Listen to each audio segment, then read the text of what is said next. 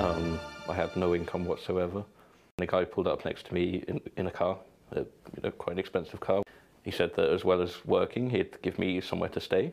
He'd provide food for me. He'd try to make me as comfortable as possible. And he'd pay me £50 a day.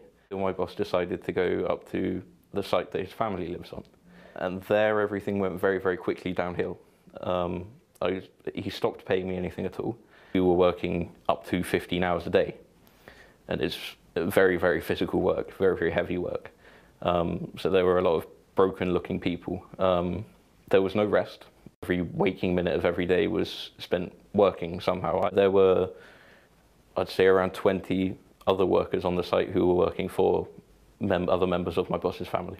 They were kind of physically punished for the slightest little thing. They were beaten for not working fast enough.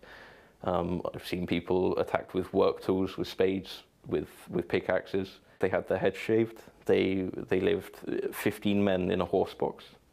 Yeah, it was very much like a concentration camp. A lot of them were extremely hopeless. They'd been there. There were guys there who'd been there for 5 years or more, they'd given up all hope. They couldn't see any way to leave. They'd seen people try to run away in the past, and always, every single time, a day later, 2 days later, they'd be dragged back. At the time I was 24 years old. I have a decent education. I'm physically fit. How could this happen to me, sort of thing? It's really, really difficult for people to understand that it could happen to anybody. It just requires that somebody's circumstances change, that things get worse for them, that they're able to kind of land in that situation. Absolutely anybody it could happen to.